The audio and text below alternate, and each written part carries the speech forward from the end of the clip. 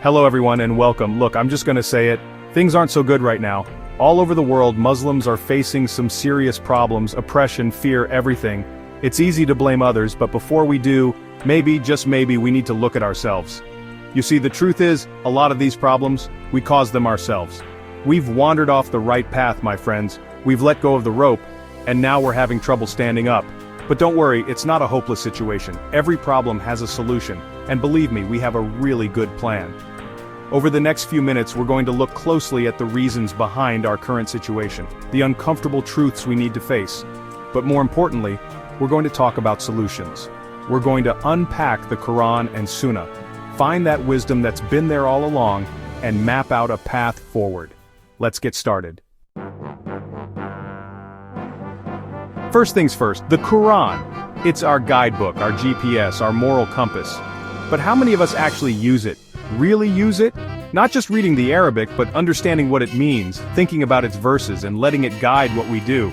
We buy fancy Qurans with gold pages, display them proudly in our homes, but then they just sit there. When was the last time we opened the Quran looking for answers to our problems? Honestly, when? Look, I'm not here to lecture. This isn't about judging anyone. It's about being honest.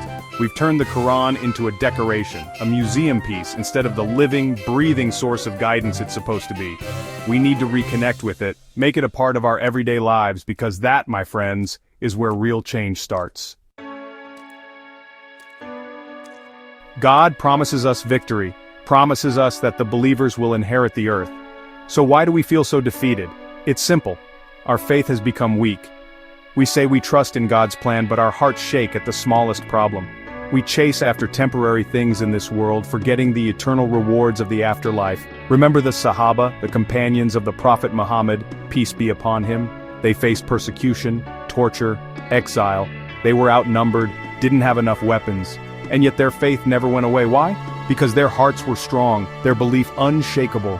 We need to get that spirit back, that unwavering trust in God's plan. Let's talk about obedience.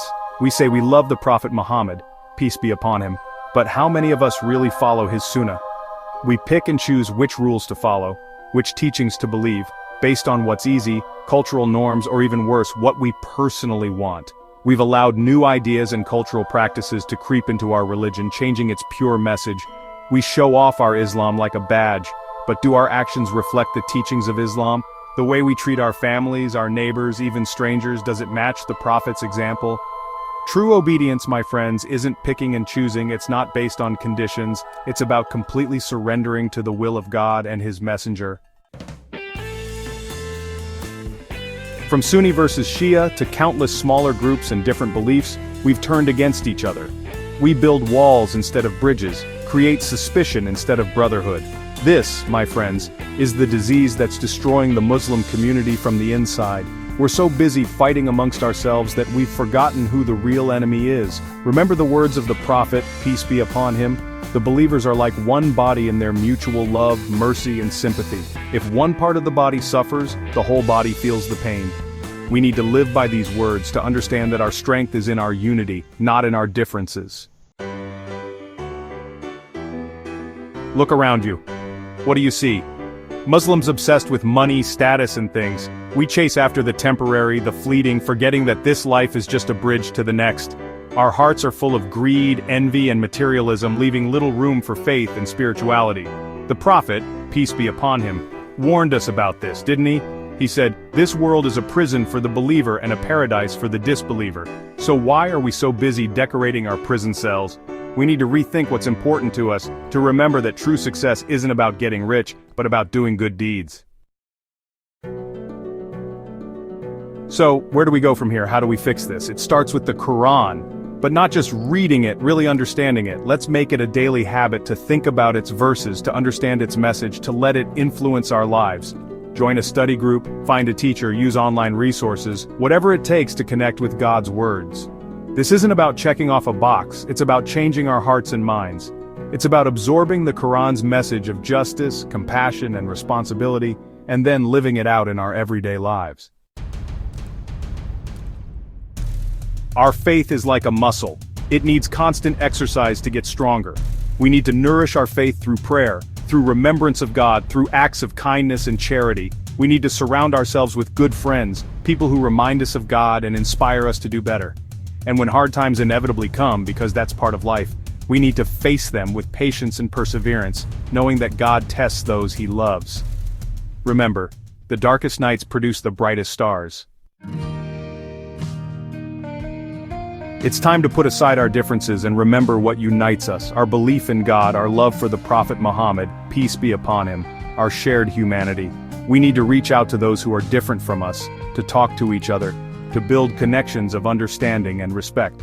Let's focus on what we have in common, on the values that bring us together, and work towards the common good of the Muslim community. We need to bring back the spirit of brotherhood and sisterhood that the Prophet, peace be upon him, so beautifully created among his companions.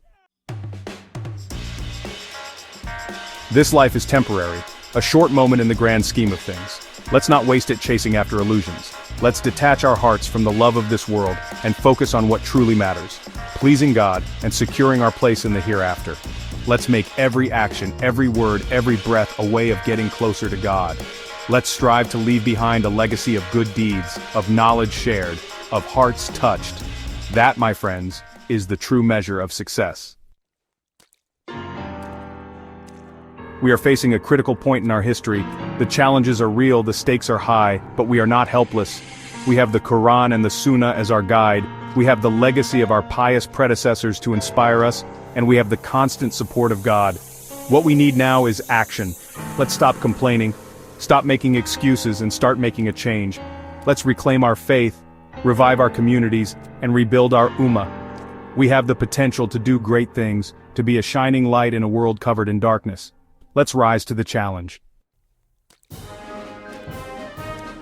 My brothers and sisters, the path forward is clear. It requires honesty, it demands self-reflection, and it necessitates action. We can no longer afford to be passive bystanders in our own decline. The time for talk is over. The time for action is now. Let us turn to God with sincere repentance, asking for His forgiveness and guidance. Let us rededicate ourselves to His path and strive to live lives that please Him. Let us be the generation that turns things around, that brings the Muslim community back to its former glory. We pray to God to grant us unity, strength, and guidance. Amen.